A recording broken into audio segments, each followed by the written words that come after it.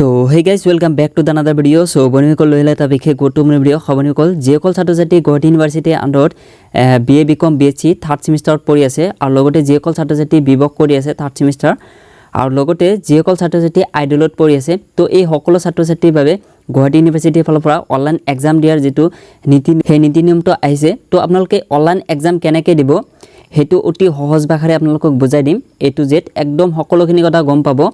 একদম অতি সহজ ভাষাৰে আপোনালোকক বুজাই দিম তো ভিডিওটো আপোনালোকৰ বাবে মোস্ট ইম্পৰ্টেন্ট হয় আৰু এইখিনিতে আৰু এটা কথা যে যিকল ছাত্ৰ-ছাত্ৰী এবাৰ BA BCom BSc ফাৰ্স্ট সেমিষ্টাৰত পঢ়ি আছে তো আপোনালোকৰ যদি অনলাইন এক্সাম হয় তো সেম মানে ইনস্ট্ৰাকশন বা সেম নীতি নিয়মত আপোনালোকৰ অনলাইন এক্সামটো হ'ব 99% চান্স তো আপোনালোকে এই ভিডিওটো চাই থাকিব আপোনালোকৰ অনলাইন এক্সাম হলে আপোনালোকৰ এনেকুৱা প্ৰসেসতে অনলাইন এক্সামটো দিব লাগিব আৰু লগতে যিকল ছাত্ৰ-ছাত্ৰী এৰিয়াৰ বেচৰ হয় অৰ্থাৎ বেক আছে যিকল ছাত্ৰ-ছাত্ৰী তো এই সকলো ছাত্ৰ-ছাত্ৰীৰ বাবে এটোৱে নোটিস মানে এটোৱে নীতি নিয়ম আপোনালোকৰ বাবে তো এটা CBCS হক নন CBCS সকলো ছাত্ৰ-ছাত্ৰীৰ বাবে এই সেম নীতি নিয়মত আপোনালোকৰ অনলাইন এক্সামটো দিব লাগিব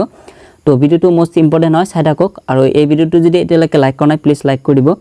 আৰু আমাৰ মিষ্টাৰ সোহম ইউটিউব চেনেলটো যদি এতিয়ালৈকে সাবস্ক্ৰাইব কৰা নাই প্লিজ সাবস্ক্ৰাইব কৰিব আপোনালোকে নিশ্চয় চাই আছে আমাৰ 54k সাবস্ক্ৰাইবাৰ হ'বৰে হল অলপ বাকি আছে যদি আপোনালোকে এতিয়াও সাবস্ক্ৰাইব কৰা নাই প্লিজ সাবস্ক্ৰাইব কৰিব আগন্তুক এনেকুৱা ভিডিওসমূহ পাই থাকিব মানে অনলাইন এক্সাম দিয়াৰ A to Z ভিডিও সকলোখিনি আপোনালোকে পাই যাব আপোনালোকে এই চেনেলটো এতিয়াই সাবস্ক্ৰাইব কৰি ৰাখিব অতি সহজ ভাষাৰে আপোনালোকক সকলোখিনি কথা অৱগত কৰাম অনলাইন এক্সামৰ বিষয়ৰ ওপৰত তো বনিকল আপোনালোকে নিশ্চয় চাইছে যে গুৱাহাটী ইউনিভাৰ্চিটিৰ ফালৰ পৰা যেটো নোটিস আহিছে যত SOP অৰ্থাৎ স্পেশাল ইনস্ট্ৰাকশন যেটো আহিছে স্ট্যান্ডাৰ্ড অপাৰেটিং প্ৰসিডিউৰ বা special instruction for BA BSc BCom and BVoc semester 3rd examination 2020 CBCS and non CBCS including idol তো যেটো হেৰি আহিছে নোটিস আহিছে বা ইনস্ট্ৰাকশন আহিছে আপোনালোকৰ অনলাইন এক্সামৰ হেতু মই আপোনালোকক দেখাই আছো ডাউনলোড কৰি তো বনিকল আপোনালোকে নিশ্চয় চাইছে এটো মই অলৰেডি ডাউনলোড কৰিছো আৰু এটো ভিডিও অলপ দীঘল হ'ব পাৰে কিয়নো এতে চাৰিটা নোটিস একেলগে দিয়া আছে তো সকলোখিনি কথা আপোনালোকক বুজাই দি আছো তো প্ৰথমে যেটো দিছে এই নোটিসটো আহিছে কলেজৰ কাৰণে বাট আপোনালোকে যদি এই বস্তুটো এবাৰ চাই তেতিয়াহলে আপোনালোকৰ অনলাইন এক্সাম দিয়াত অতি সহজ হ'ব তো এতে আপোনালোকৰ যেটো কথা উল্লেখ কৰিছে তো এতে আপোনালোকৰ প্ৰথমে নিশ্চয় চাই আছে It is for the upcoming TDC third semester examination 2020 to be held in 2021 and taking into account of deliberation in the online meeting with the principal of the affiliate college of Guwahati University, the following instructions are issued to be followed by all the college for smooth completion of the whole process of examination. तो এটা কোৱা আছে যে আগন্তুক যি online exam হ'ব TDC third সেমিষ্টাৰৰ কাৰণে তো হে আগন্তুক অনলাইন এক্সাম সমূহ স্মুথলি চলাৰ কাৰণে মানে কেটামান ইনস্ট্ৰাকশন দিছে কলেজৰ কাৰণে মানে যি এফিলিয়েট কলেজ আছে সেই কলেজক এটা ইনস্ট্ৰাকশন কেটা দিয়া আছে যে কলেজে কি বস্তু লক্ষ্য ৰাখিব লাগিব বা কি বস্তু মানে এতে পালন কৰিব লাগিব নীতি নিয়মসমূহ সেইসমূহ দিয়া আছে তো এটা এক নম্বৰ পইণ্টত কোৱা আছে a helpline phone number will be provided by the college for their own exam and information about that should be made available to all student তো এটা এক নম্বৰ পইণ্ট কোৱা হৈছে যে প্ৰত্যেকটো এফিলিয়েট কলেজে এটা হেল্পলাইন নম্বৰ দিব লাগিব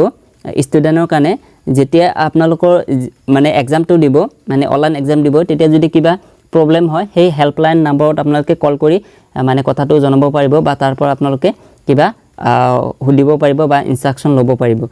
তো তাৰ কাৰণে এটা হেল্পলাইন নম্বৰ থাকিব মানে প্ৰত্যেকটো কলেজতে এটা হেল্পলাইন নম্বৰ থাকিব মানে এটা হেল্পলাইন নম্বৰ প্ৰভাইড কৰিবলৈ কোৱা হৈছে ইয়াতে তো আপোনালোকৰ যি কলেজত পঢ়ি আছে আপোনালোকে সেই প্ৰত্যেকটো কলেজৰ পৰা এটা হেল্পলাইন নম্বৰ পাব তো তাৰ পিছতে এটা 2 নম্বৰ পইণ্ট কোৱা আছে the college will arrange to inform the student about the SOP instruction in details regarding examination for downloading and uploading of their PDF of answer script as well as how to prepare this তো এতে কোৱা হৈছে 2 number পইণ্টত যে প্ৰত্যেকটো কলেজে এটা হেৰি SOP বা এটা ইনস্ট্ৰাকশন মানে বনাব লাগিব যেটোৰ দ্বাৰা আপোনালোকৰ মানে এক্সামটো যে দিব সেই এক্সামটোত মানে কেনেকুৱা প্ৰসেছত PDF টো ডাউনলোড কৰিব মানে কোৱেশ্চনটো কেনেকৈ ডাউনলোড কৰিব বা লাষ্টত আপোনালোকৰ যেটো এনসাৰ শীট হেতু কেনেকৈ আপোনালোকে আপলোড কৰিব সো হেইসমূহ কথা যাতে অতি সহজে বুজাই দিব পাৰে তো তাৰ বাবে এটা মানে ইনস্ট্ৰাকশন বনাব দিছে প্ৰত্যেকটো এফিলিয়েট কলেজক তো আপোনালোকৰ যি কলেজ আছে সেই কলেজৰ আপোনালোকৰ যি ওয়েবসাইট আছে কলেজত ওয়েবসাইটত আপোনালোকে গলে হেইসমূহ বস্তু পাই যাব তো তাৰ পিছতে ইফালে 3 নম্বৰ দি আছে if someone failed by properly attempting for uploading the answer script within the specified time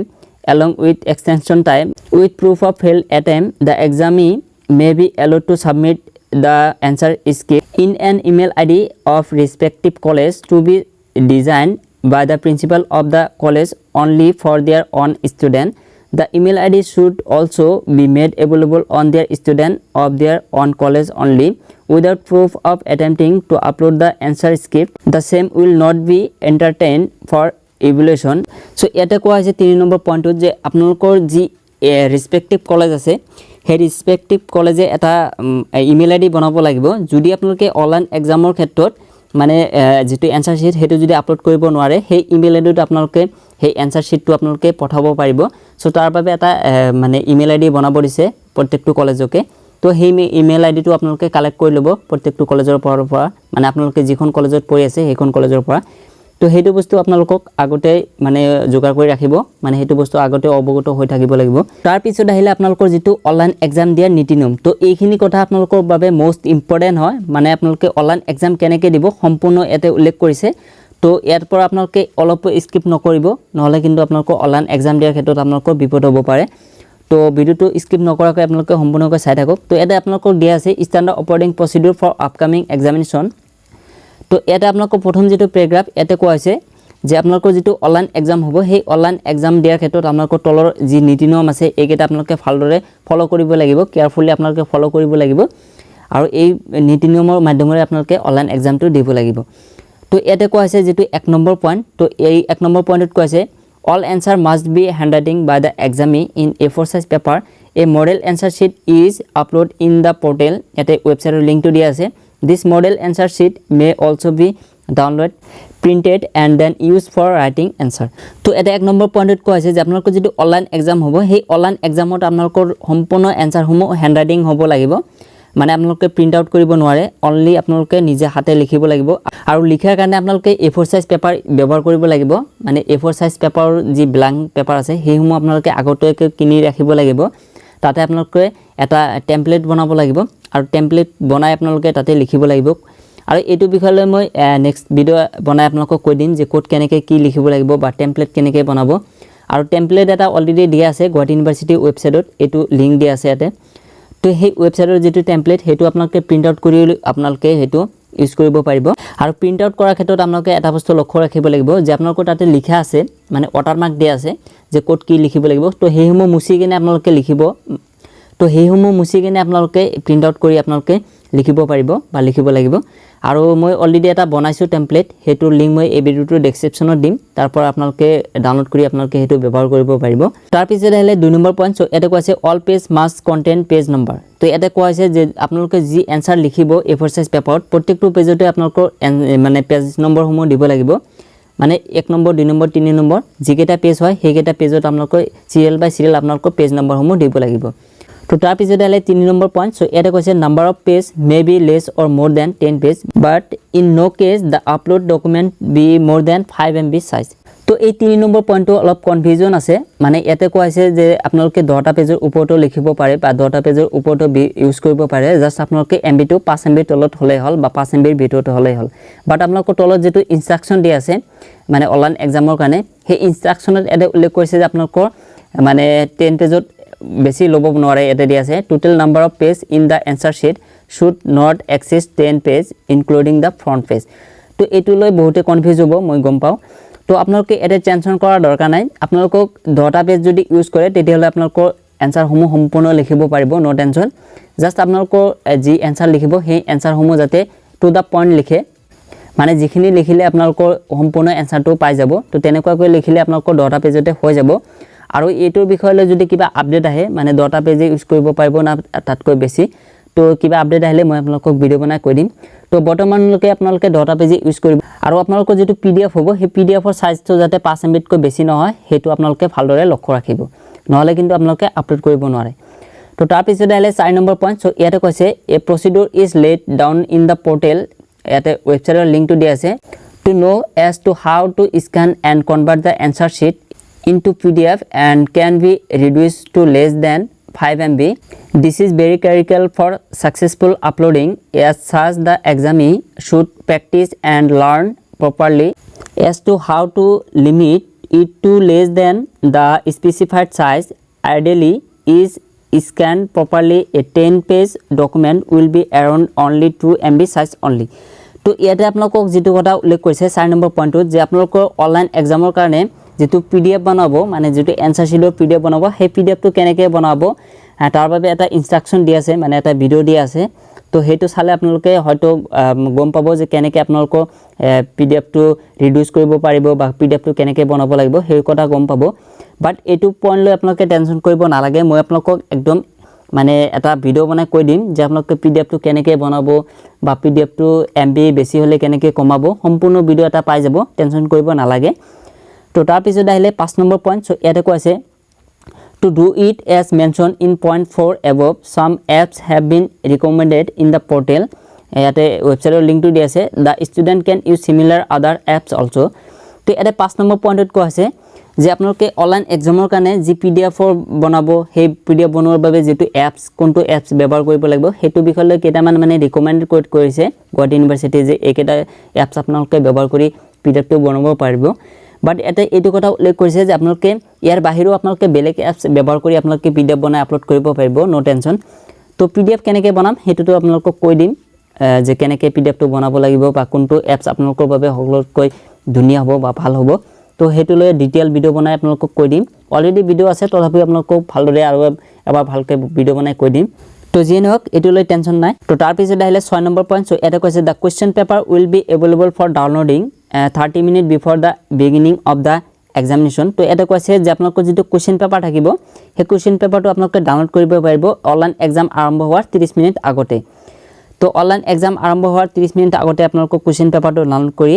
চাব পাৰিব তো তাৰ পিছত আহিলে 7 নম্বৰ পইণ্ট সো 7 নম্বৰ পইণ্টত কৈছে the student will be able to upload the PDF copy of the answers script after 30 minute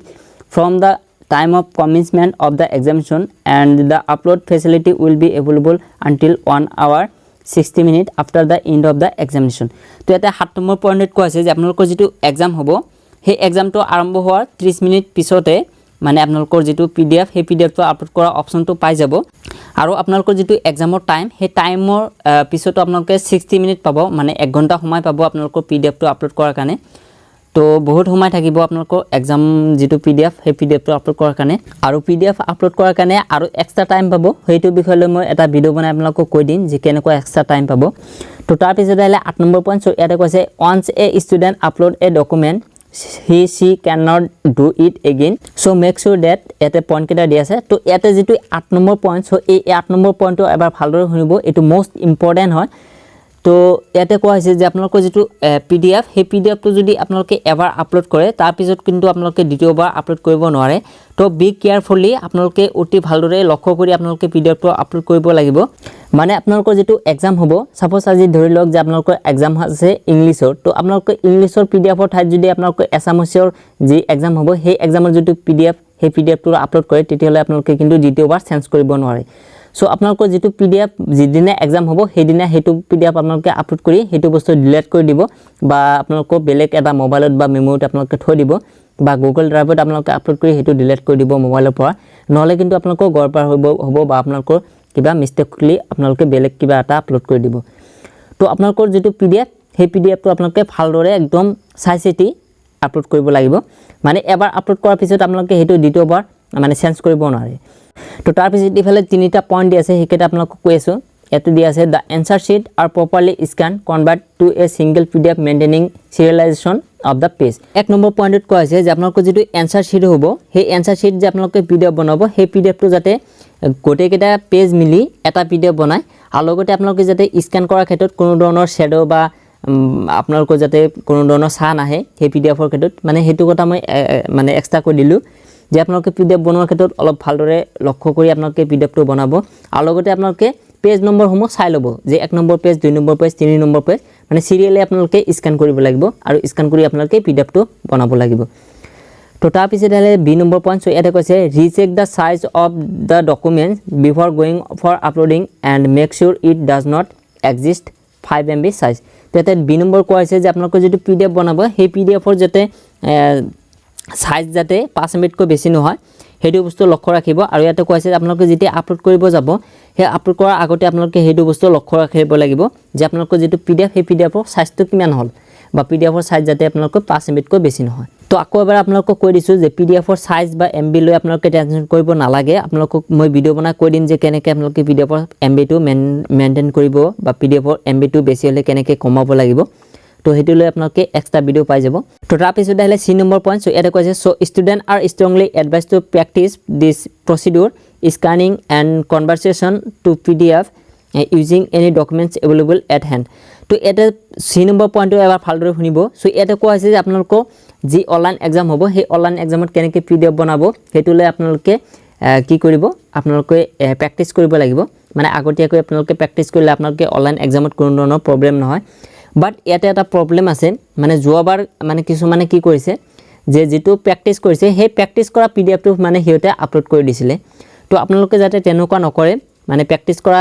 মানে যেটো পিডিএফ সেই পিডিএফটো আপোনালোকে বনাই কেনে মানে প্ৰেক্টিছ কৰাৰ পিছত আপোনালোকে সেই পিডিএফটো ডিলিট কৰি দিব যাতে আপোনালোকে এক্সামৰ দিনা হেতু আৰু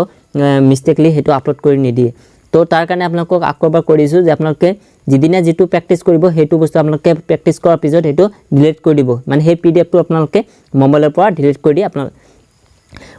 আপোনালোকে ডিলিট কৰি দিব তো ইয়াতে কোৱা আছে হেতু কথা যে আপোনালোকে প্ৰেক্টিছ কৰি থাকিব তো তাৰ পিছত আহিলে 9 নম্বৰ পইণ্ট সো এটা কৈছে in order to take the examination the student will be required to log in into the examination portal তো ইয়াতে 9 নম্বৰ যেটো পইণ্ট এই 9 নম্বৰ পইণ্টত কৈছে যে আপোনালোকে যেটো অনলাইন এক্সাম দিব সেই অনলাইন এক্সামৰ কাৰণে আপোনালোকে যেটো লগ ইন সেই লগ ইনটো কেনেকৈ কৰিব বা ক'ত লগ ইন কৰিব হেতু কথা উল্লেখ কৰিছে আপোনালোকৰ লগ ইন কৰাৰ কাৰণে এটা ৱেবছাইট থাকিব আৰু সেই ৱেবছাইটৰ যেটো লিংক হেতু মই আপোনালোকক দি দিম আপোনালোকে টেনচন কৰিব নালাগে আৰু লগতে আপোনালোকে লগ ইন কৰাৰ কাৰণে আপোনালোকৰ যেটো আইডি সেই আইডিতে আপোনালোকে কি কৰিব আপোনালোকৰ যেটো ৰেজিষ্ট্ৰেচন নম্বৰ সেই ৰেজিষ্ট্ৰেচন নম্বৰটো দিব লাগিব আৰু মোবাইল নম্বৰ আৰু ডেট অফ বাৰ্থ তো আপোনালোকৰ এই তিনিটা বস্তু লাগিব অনলাইন এক্সামত লগ ইন কৰাৰ কাৰণে তো এই তিনিটা বস্তু আপোনালোকৰ লাগিব আৰু কিছুমানৰ মোবাইল নম্বৰ চেঞ্জ কৰা নাই তো হেতু মই আগতেও ভিডিও বনাই কৈ দিছো আপোনালোকৰ যেটো পুৰণা মোবাইল নম্বৰ আছে মানে ৰেজিষ্ট্ৰেচন কৰাৰ সময়ত যেটো মোবাইল নম্বৰ দিছিলে সেই মোবাইল নম্বৰটো আপোনালোকে দিব লাগিব সেই মোবাইল নম্বৰটো বেয়া হৈছে নষ্ট হৈছে একো প্ৰবলেম নাই আপোনালোকে সেই মোবাইল নম্বৰটোৱে দিব লাগিব আৰু লগতে আপোনালোকৰ ৰেজিষ্ট্ৰেচন নম্বৰ আৰু ডেট অফ বাৰ্থ তো এই তিনিটা বস্তু লাগিব তো তাৰ পিছত আহিলে 10 নম্বৰ পইণ্ট সো এটা কৈছে since it is an open book examination conduct in the online mode they will be able to take the help of the textbook notes etc তো এটা 10 নম্বৰ পইণ্টত কৈছে যে আপোনালোকৰ যেটো এক্সাম সেই এক্সামটো যেটো ওপেন বুক এক্সাম হ'ব সো আপোনালোকৰ ওপেন বুক এক্সামৰ ক্ষেত্ৰত আপোনালোকৰ যি নোটছ আছে বা যেটো বুকছ আছে মানে যেটো আপোনালোকৰ মেইন বুক সেই সমূহ চাই আপোনালোকে লিখিব পাৰিব বা এক্সামত আপোনালোকে সেই সমূহ হেল্প ল'ব আপোনালোকে এক্সাম সমূহ দিব পাৰিব তো এটো আপোনালোকে আগতো অৱগত আপোনালোকক কৈ দিছো তো যে নহক এটো এটা আপোনালোকে সকলে গম পায় তো তাৰ পিছত আহিলে 11 নম্বৰ পইণ্ট সো এটা কৈছে the total mark for each paper will be 70% of the total theory mark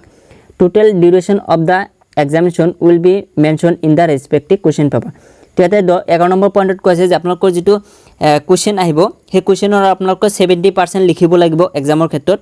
আৰু কোৱেশ্চনত আপোনালোকে কিমান মাৰ্কৰ লিখিব লাগিব হেতু কোৱেশ্চন পেপাৰতে আপোনালোকৰ লিখা থাকিব মানে যেটো কোৱেশ্চন আপোনালোকে দিনে এক্সাম দিব সেই কোৱেশ্চনত আপোনালোকৰ মাৰ্কসমূহ দিয়া থাকিব যে কিমান মাৰ্কৰ এনসাৰসমূহ কৰিব লাগিব তো 70% আপোনালোকে কৰিলে হৈ গল সো তাৰ পিছত আহিলে 12 নম্বৰ পইণ্ট সো এটা কৈছে there will be no offline submission of any answer sheet anywhere তো এটা 12 নম্বৰ পইণ্ট আপোনালোকে ভালদৰে শুনিব সো এটা কৈছে যে আপোনালোকৰ যেটো এনসাৰ শিট বা আপোনালোকৰ যেটো পিডিএফ সেই পিডিএফটো আপোনালোকে অফলাইন সাবমিট কৰাৰ কাৰণে কোনো ধৰণৰ অপচন নাথাকে তো আপোনালোকে বি কেয়াৰফুলি সকলোখিনি কাম কৰি যাব তো তাৰ পিছত আহিলে 13 নম্বৰ পইণ্ট সো এটা কৈছে further student are informed to ensure their connectivity and use for proper gadget অৰ্থাৎ আপোনালোকে অনলাইন এক্সামৰ কাৰণে যি কানেক্টিভিটি লাগে মানে ইন্টাৰনেট বা আপোনালোকৰ যি গেজেট আছে মোবাইল হওক বা ল্যাপটপ হওক তো এইসমূহ বস্তু আপোনালোকে আগতীয়াকৈ যোগান কৰি ৰাখিব লাগিব মানে হেতু বস্তু আপোনালোকে নিজে মানে আগতে অৱগত থাকিব লাগিব তো হেতু কথাটো উল্লেখ কৰিছে তো তাৰ পিছত আহিলে 14 নম্বৰ পইণ্ট সো এটা কৈছে all practical exam will be notify letter on তো আপোনালোকৰ যদি কিবা প্ৰেক্টিকেল এক্সাম আছে হেসমূহ আপোনালোকক পিছত গম পাব মানে তাৰ বাবে আপোনালোকৰ এক্সট্ৰা এটা নোটিছ আহি যাব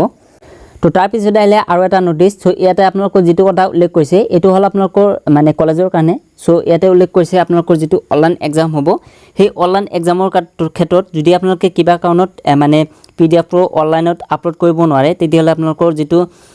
মানে ৰেসপেক্টিভ কলেজ আছে সেই কলেজত আপোনালোকৰ যেটো পিডিএফ হেতু আপোনালোকে ইমেইল থ্ৰু দি পঠাব লাগিব আৰু সেই ইমেইলৰ থ্ৰু দি যেটো পিডিএফ বা এনসাৰ শিট পঠাব হেতু বস্তু আপোনালোকৰ যি ৰেসপেক্টিভ কলেজ আছে সেই কলেজে মানে এক্সামৰ পিছত সেইটো বস্তু ইউনিভাৰ্চিটি দিব লাগিব সেইটো কথা এটা উল্লেখ কৰিছে সো তাৰ পিছত আহিলে আৰু এটা ইনষ্ট্ৰাকচন অৰ্থাৎ এইটো ইনষ্ট্ৰাকচন আপোনালোকৰ সকলোৰ বাবে মোষ্ট ইম্পৰ্টেণ্ট হয় সো এইটো বস্তু আপোনালোকে ভালদৰে শুনিব সো ইয়াতে কৈছে instruction for online OTBE examination of all remaining UG course অৰ্থাৎ BA BCom BSc পঢ়ি থকা সকলো ছাত্ৰ-ছাত্ৰীৰ বাবে ইনষ্ট্ৰাকচন বা এই যেটো নীতি নিয়ম এটো বহুত ইম্পৰ্টেন্ট হয় সো ইয়াতে কোৱা আছে 1 নম্বৰ পইণ্টত the open textbook examination OTE or OTBE will be held online তো আপোনালোকৰ সকলো ছাত্ৰ-ছাত্ৰী যেটো এক্সাম হ'ব UG সেই সকলোখিনি আপোনালোকৰ অনলাইন মাধ্যমত হ'ব তো তাৰ পিছত ইফালে কোৱা আছে 2 নম্বৰ point the total mark of the OTBE will be 70% of total theory mark তাৰ পিছত ইফালে এটা এক্সাম্পল হিচাপে দিয়া আছে if total mark is 80 which will be reduced to 56 of the original offline examination তো ইয়াতে যেটো এক্সাম্পল দিছে এটো আপোনালোকক ভালদৰে বুজাই দিছো যদি আপোনালোকৰ এক্সামটো 80 মাৰ্কৰ অফলাইনত হৈছিলে তেতিয়াহলে আপোনালোকৰ সেই 80 মাৰ্কৰ পৰা আপোনালোকে 70% আপোনালোকৰ এনসাৰ কৰিব লাগিব তো 70% যদি কৰে 80 মাৰ্কৰ তেতিয়াহলে আপোনালোকে 56 মাৰ্কৰ এনসাৰ সমূহ কৰিব লাগিব মানে অনলাইন এক্সামত আপোনালোকে 70% লিখিব লাগিব বা 56 মাৰ্কৰ আপোনালোকে এনসাৰ কৰিব লাগিব মানে আপোনালোকে মেইন কথা যে আপোনালোকৰ যি কোৱেশ্চন থাকিব সেই কোৱেশ্চনৰ আপোনালোকৰ 70% এনসাৰ কৰিলে হৈ যাব তো তাৰ পিছত আহিলে 3 নম্বৰ পইণ্ট এটা কৈছে the syllabus for examination is the full syllabus there will not be any reduction of course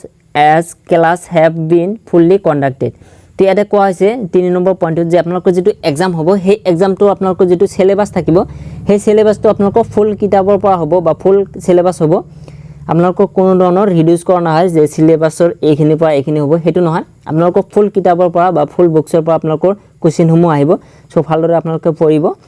তো তাৰ পিছত 4 নম্বৰ পইণ্ট সো এটা কৈছে total number of page in the answer sheet should not exist 10 page including the front page তো এটা আপোনালোকক যেটো কথা কোৱা হৈছে যে আপোনালোকৰ যেটো আনসাৰ শীট হ'ব বা যেটো PDF হ'ব সেই পেজটো যাতে আপোনালোকৰ 10টা পেজৰ বেছি নহয় তো এটোলৈ বহুতে মানে কনফিউজ হ'ব তো এটোলৈ অলৰেডি মই আগতে কৈ দিছো যে আপোনালোকে টেনচন ল'ব নালাগে তো এইটো আছিল নোটিছখনত বা এইটো আছিল অনলাইন এক্সাম দিয়া যেটো নীতি নিয়ম আৰু লগতে এটো এৰিয়াৰ বেচৰ হওক বা আপোনালোকৰ ৰেগুলাৰ বেচৰ হওক সকলো ছাত্ৰ-ছাত্ৰীৰ বাবে এবা যদি CBCS নন CBCS সকলো ছাত্ৰ-ছাত্ৰীৰ বাবে সেম প্ৰসেস বা সেম নীতি নিয়ম হয় তো যদি এতিয়াও কিবা ডাউট থাকে মোক কমেন্ট কৰিলে হৈ যাব বা মোৰ WhatsApp গ্ৰুপৰ লিংক আছে তাতে আপোনালোকে জয়েন হৈ আপোনালোকৰ যদি কিবা ডাউট থাকে আপোনালোকে কোৱেশ্চন সমূহ কৰিব পাৰিব আপোনালোকক সম্পূৰ্ণ বুজাই দিম A to Z তো আশা কৰো ভিডিওটো ভাল পালে যদি ভিডিওটো ভাল লাগিছে প্লিজ লাইক কৰি দিব মিষ্টাৰ সকম ইউটিউব চেনেলত নতুন আহিলে প্লিজ সাবস্ক্ৰাইব কৰিবলৈ নাপাহৰিব সো বনিবকল আজিলৈকে মানে বাই জয় অসম